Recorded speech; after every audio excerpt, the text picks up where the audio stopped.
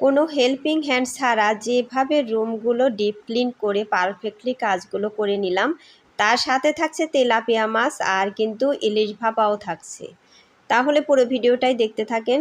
Hello friends, নমস্কার, good morning সবাইকে। ইলার ব্লগে স্বাগতম। কেমন আছেন সবাই? আশা করি ভগবানের কৃপায় ভালোই আছেন। আমিও তো অনেক ভালো আছি। ইলার ব্লগে আরেকটি নতুন ব্লগ ভিডিও নিয়ে চলে আসলাম আপনাদের জন্য। এই তো দেখেন, শুরু করে দিয়েছি আজকে একদম ঘুম থেকে উঠেই কিন্তু শুরু করে দিয়েছি, কারণ 1.5 মাস পর ফাঁকে থেকে এসে তারপরে কিন্তু এই ঘরগুলো পরিষ্কার করা অনেকটাই কষ্ট। খুব একটা কিন্তু সহজ কাজ নয়, কারণ প্রচুর ময়লা পড়ে গেছে, অনেকটাই ঝুল হয়েছে। এগুলো কিন্তু পরিষ্কার করতে হবে। চারদিকে একদম ঝুলছে শুধু। আমি কিন্তু শুধু বাসায় ঢুকে তাকায় দেখছি যে কি অবস্থা।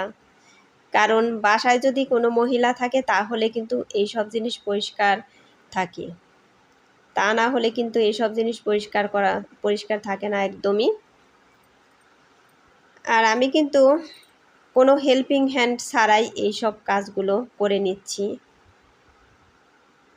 আর এসব কাজ তো নিজেরই কাজ, এগুলো কিন্তু আমি ভালোবেসে কাজগুলো করছি। আমার একদম সকালে উঠে কাজ করলে একদমই কিন্তু শরীরে এনার্জি থাকে, অনেকটাই এনার্জি পাওয়া যায়। এগুলো কিন্তু আমি সকালে ব্রেকফাস্ট বানানোর আগেই শুরু করে দিয়েছি এই কাজগুলো, কারণ যেহেতু একদম সকালে উঠেছি সেই জন্য কিন্তু আমার একদমই সময় নিয়ে বেগ পেতে হবে না।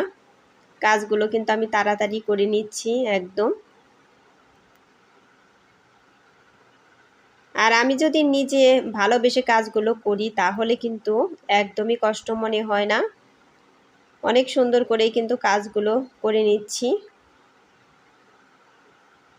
আর এইসব কাজ করতে গেলে কিন্তু ফ্যান চালানো যায় না, এটা তো আমরা সবাই জানি, কারণ ফ্যান চালালেই ময়লা এক জায়গা থেকে আরেক জায়গায় চলে যাবে। আমি কিন্তু এখন একদমই ঘেমে গেছি, তাহলেও করার কিছু নেই, তাও কিন্তু ফ্যানটা চালানো যাবে না, কারণ রুমের ভিতরে কিন্তু এখন প্রচুর ময়লা পড়ছে। এখন যদি আমি ফ্যানটা চালিয়ে নিই তাহলে কিন্তু সব ময়লাই এই পরিষ্কার জায়গায় ছড়িয়ে ছিটিয়ে চলে যাবে।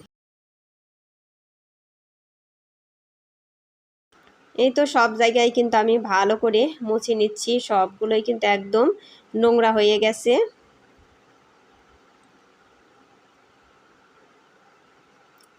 আর রুমের ভিতরে যদি পরিষ্কার না থাকে তাহলে কিন্তু রুমের ভিতরে এসেও একদমই মজা নেই, শুয়ে থেকেও কিন্তু একদমই মজা লাগে না। এমনিতে কিন্তু আমাদের রুমগুলো সাজানো গোছানো না। অনেকেরই দেখি, অনেক বন্ধুদের দেখি কত সাজানো গোছানো, কিন্তু এরকম সাজানো দেখে কিন্তু আমার খুবই ভালো লাগে। কিন্তু ভগবানের যদি কোনোদিন কৃপা করে তাহলে কোনোদিন সাজাবো সুন্দর করে। ওই সাজানো গোছানো ঘরগুলো আমার এতটাই ভালো লাগে। আর এক জায়গায় না থাকলে কিন্তু রুমগুলো সাজিয়ে গুছিয়ে রাখা যায় না। তার কারণ আমি যদি এই ফুলদানি দিয়ে সব কিছু দিয়ে সাজিয়ে গুছিয়ে রাখি তাহলে কিন্তু ওগুলো আমার প্রতিদিনই পরিষ্কার করতে হবে। আর এই যে আমি তো এইখানে কয়েকদিন থাকি, গাজীপুরই তো বেশি থাকি, কাজেই এইভাবে যাওয়া আসা এখন কিন্তু সাজানো গোছানো সম্ভব না, কারণ ওগুলো তাহলে একদমই নোংরা হয়ে থাকবে, মাকড়সার জাল পরে একদমই ময়লা হয়ে থাকবে। সেই জন্য এখনকার মতো যেভাবে আছে এভাবেই থাক।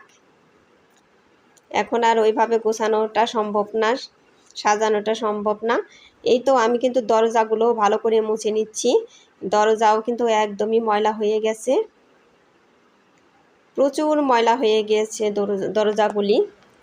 কোনো হেল্পিং হ্যান্ড ছাড়াই যেভাবে রুম ডিপ ক্লিন করে পারফেক্টলি কাজগুলো করে নিলাম, এভাবেই কিন্তু কাজগুলো করে থাকি। তারপরে কিন্তু রান্না করতেও চলে যেতে হবে। ব্রেকফাস্টের জন্য কিন্তু তেমন কিছু রান্না করব না, কারণ এই রুম ঝাড়ু দিতে কিন্তু আমার অনেকটাই সময় লেগেছে। কাজেই সামান্য কিছু মানে রুটি তার সাথে ডিম ভাজি করলেই কিন্তু হয়ে যাবে। এখন আর সবজিও রান্না করব না, কারণ সবজি রান্না করতেও সবজিগুলো কাটতে হবে, ওগুলোও কিন্তু আমার এখন কাটা নেই। সেজন্য কিন্তু রুটি দিয়ে ডিম ভাজি করে নিলেই হয়ে যাবে।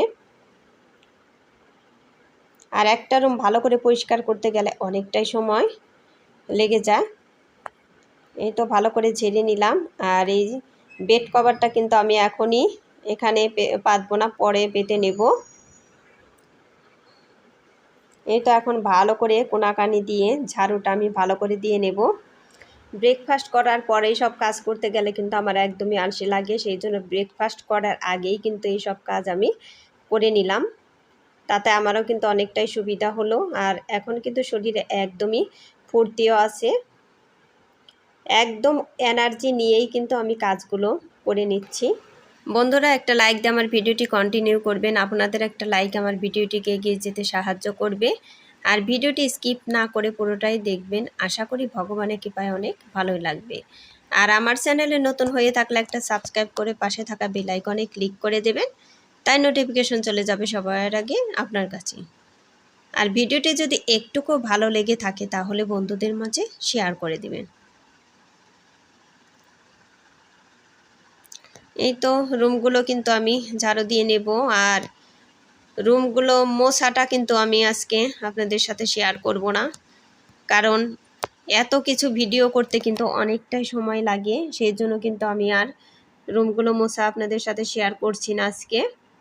এই তো এর মধ্যে কিন্তু আমরা ব্রেকফাস্টও করে নিয়েছি, তারপরে একটু রেস্ট নিয়ে তারপরে চলে এসেছি রান্না করতে, দুপুরের রান্না। এই তো এখন কিন্তু আগে আমি তেলাপিয়া মাছটা রান্না করব। তেলাপিয়া মাছ কিন্তু ভালোই বড় বড় ছিল, পিসগুলো কিন্তু ভালোই বড় বড় দেখেই বোঝা যাচ্ছে। আর তেলাপিয়া মাছ কিন্তু আমি বেশি পছন্দ করি না, খেতে আমার কিন্তু ভালো লাগে না তেলাপিয়া মাছ। আর তেলাপিয়া মাছ কিন্তু আমি আজকে পেঁপে দিয়ে রান্না করব। পেঁপে দিয়ে রান্না করলে তরকারিটা কিন্তু খুবই ভালো লাগে।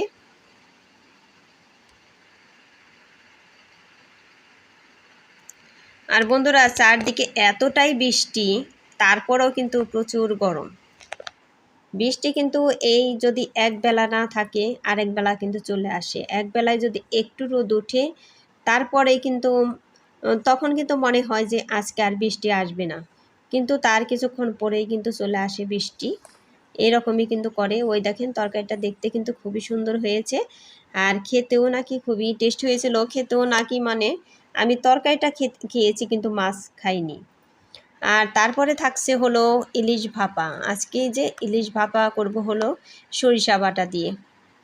এই ইলিশ ভাপাটা কিন্তু আমার দারুণ লাগে। এই তো সরিষাও বেটে নিয়েছি, তার সাথে কিন্তু মরিচও বেটে নিয়েছি, ওইগুলো কিন্তু দিয়ে দিলাম। এখন সব মশলা দিয়ে ভালো করে মাখিয়ে তারপরে কিন্তু ঢাকনা দিয়ে ঢেকে দেব। এভাবে রান্না করলে ইলিশ মাছটা কিন্তু দারুণ লাগে। এই তো একটু উপর দিয়ে তেল দিয়ে দিলাম, সরিষার তেল। আর এই মাখানো তরকারিতে কিন্তু সরিষার তেল না দিলে একদমই ভালো লাগে না। তারপরে কিন্তু আমি আবার এই যে মাছও ভেজে নিচ্ছি, একটা লেজা দিয়ে আর একটা খণ্ড দিয়ে দিয়েছি। এই তো আর একটু জাল লাগবে, এই জন্য একটু নাড়াচাড়া করে আবার কিন্তু একটু ঢাকনা দিয়ে ঢেকে দিলাম। এখনই এতটা সুন্দর সেন্ট আসছে ইলিশ মাছের, আমি কিন্তু এইগুলো দিয়েই খেয়েছি, শুধু ওই মাছ ভাজার ইলিশ ভাপা এইগুলো দিয়েই। এই তো নামানোর আগ দিয়ে কিন্তু আর একটু সরিষার তেল দিয়ে দিলাম, তাতে সেন্টটা আরও সুন্দর বের হচ্ছে। এই তো ওদিকে কিন্তু আমি মাছ ভাজাও আমার হয়ে গিয়েছে। এই তো তারপরে কিন্তু স্নান দান শেষ, স্নান করে আমি এই যে বেড কভারটা এখন বিছিয়ে নেব। বেড কভারটা বিছানো হলে তারপরে কিন্তু ছাদে আমার কাপড় চোপড়ও আছে, ওগুলো আমি নিয়ে আসব। একটু কিন্তু রেস্ট নেওয়ার টাইম পাই নাই। আর এখন কয়টা বাজে? এখন 4টায় বেজে গিয়েছে, কারণ এতটা কাজ করলে কিন্তু রেস্ট নেওয়ার বেশি টাইমও থাকে না। যাই হোক বন্ধুরা, আমার ভিডিওটি যদি আপনাদের একটুকু ভালো লেগে থাকে তাহলে আবারও বললাম লাইক কমেন্ট শেয়ার করে দিবেন। আর এই ফ্লোরিং বেডে শুয়ে কিন্তু খুবই আরাম এই সব জায়গায়।